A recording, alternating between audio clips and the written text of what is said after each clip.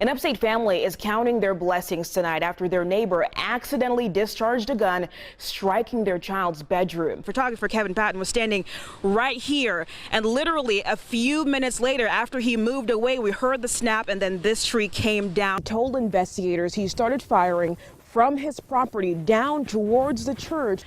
Where you're seeing snow in your area, but man, it is absolutely beautiful. Deputies were called to a home in the 300 block of Morris Drive on January 8, 2017. They were emotional, they were calling for change, and they were asking why it took so long for a criminal investigation to happen. One person is dead after this crash involving a train and a vehicle. Checked in at 10 o'clock and I made some lines on the bench here, and you can still see the lines. The coroner says a passerby discovered the body around 8:15 this morning and called 911.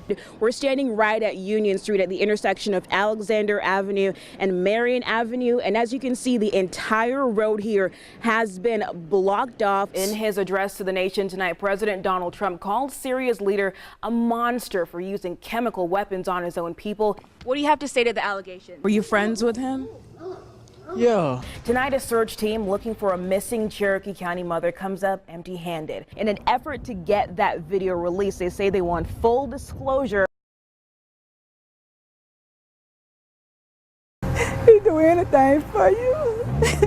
A mother in tears over the loss of her son, Tyshawn Smith. I talk to Tyshawn every day. Even on my lunch break, I call him. Smith was one of two people killed in a triple shooting in Spartanburg Monday night. I thought it was a mistake. I said, this can't be true. The Spartanburg County coroner says Smith was found shot to death in the driver's seat of a car. The coroner says Raymond Turner was also killed, and another man was taken to the hospital with a gunshot wound. Police say it happened outside Biggerstaff Grocery off Farley Avenue. We've had a little tussles here and there, but nothing of this magnitude. Joby Pitts now runs the roughly 67-year-old store and says he feels for the families now hurting. My heart goes out to them. The family of Tyshawn Smith stood and prayed. But Father, you know. In front of a memorial near the parking lot where the 28-year-old was killed. It was senseless. Cousin Michelle Berry, He was turning his life around, says Smith especially cared for his children. trying to do what he needed to do for his kids. A family grappling with grief is calling for change. People don't realize you hurt everybody. You hurt their children, the mothers, the grandmother, you hurt them all. And it's time for this crime to stop. This is the letter of suspension from the Department of Labor, Licensing and Regulation. Patients reached out to 7 News after arriving for appointments only to find a sign telling them the doctor is not in. I've been coming here, this is my 10th year. Wanda Eller is one of several patients who arrived at Wellness Family Medicine in Spartanburg wondering what happened to their doctor. Well, he's always helped me out. You know, he's a good talker. The sign out front says walk-ins are being accepted, but a letter on the door reads otherwise. There is a possibility that the office will be open in the next few weeks. The letter is from Dr. Gordon Early telling patients the practice has been closed until further notice. I couldn't believe it. A letter from the South Carolina Department of Labor, Licensing and Regulation dated February 6th explains what happened. It says Dr. Early's license to practice in the state is hereby temporarily suspended. Although this process is intended to be confidential, I can say that I'm vigorously contesting the allegations made against me, and I'm strongly disagree with the board's action in suspending my license. Kim High says she's been a patient for 15 years. He was a phenomenal physician. And was surprised at how she learned of the closure. The doors was locked, the blinds were closed, there was 2 signs on the door. Dr. Early says he'd seen over 800 patients in the past 3 months. I'm saddened by the impact that this has had on my patients. And was not able to give advanced notice because the suspension was effective immediately and they were awaiting the results of an emergency appeal. He says some patients received an email and others will get a letter with information on how to get their medical records and find another doctor. It's a headache. It's a headache right now. Dr. Early says he's now working to get that temporary suspension lifted. No word on just how long that will take. This is a very sweet story, Tom. The family came all the way to Landrum from Clinton, Tennessee, just so this little boy can live out his dreams.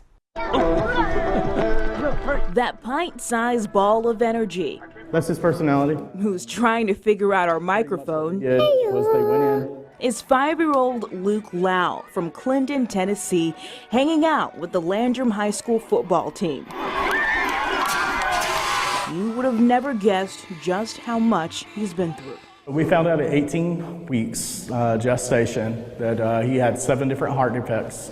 One of the major ones being hypoplastic left heart, meaning that he was born without the left side of his heart. Luke's dad, Jesse, says on top of the heart defects, he has chronic lung disease, uses a feeding tube, and needs 3 to 4 more surgeries before he's 22, each with a 10% survival rate. He says the strides are bittersweet. Phenomenal,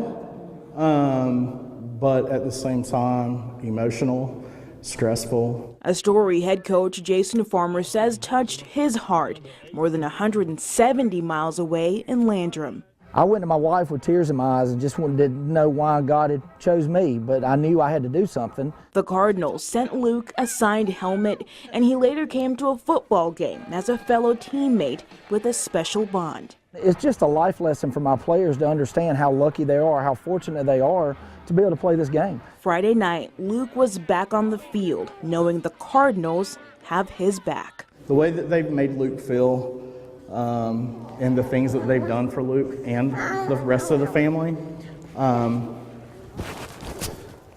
don't know, it brings tears to our eyes.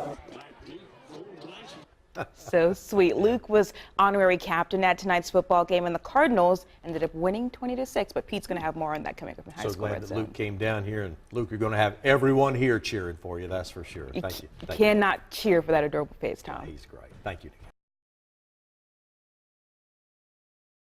Yeah, still a very active scene at this hour at 6 o'clock here on White Horse Road. I'm going to step aside so you can see we're standing near Saluda Lake Road and Lily Street. And as you can see, a very extensive scene. A lot of law enforcement here present, state law enforcement, as well as the Greenville County Sheriff's Office. Sheriff Will Lewis gave us an update just a few minutes ago, and this is what we know about what's going on here. He says a call came in for a disturbance before 4:30 this afternoon. He tells us that 2 people are dead right now and that none of the officers are hurt. You take a look from Air 7, and as you can see again, this is in the very early stages of the investigation. So all of White Horse Road in this area is blocked off in both directions. One of the busiest thoroughfares in all of Greenville. Traffic is being rerouted in other directions. This is what Sheriff Lewis had to say earlier about what happened here involving a sheriff's deputy. We're a brotherhood. And again, in the very early stages of the investigation here, SLED tells us this is an officer-involved shooting. Again, the sheriff telling us here that 2 people are confirmed dead, but none of the officers, or sheriff's deputies rather, were hurt in this incident. The sheriff says he will be providing an update as soon as there is new information. Of course, we'll bring that to you on air and on WSPA.com. Reporting live in Greenville County tonight, Nickelle Smith, 7 News. First at 5, a bank robbery that led to trouble for more than just the tellers and the customers inside. The police say it was drive-by shooting leaves a man behind bars. It all started earlier today on Highway 25 in Greenwood. A highway patrol trooper saw someone open fire into another car, and that's when the suspect, identified as Kevin Evans, took off towards Maplewood Court. Police think he ran into an apartment, and that's when the SWAT team was called in. A short time later, they saw Evans running outside and arrested him. Police also believe a victim of the original shooting is at South Regional Hospital.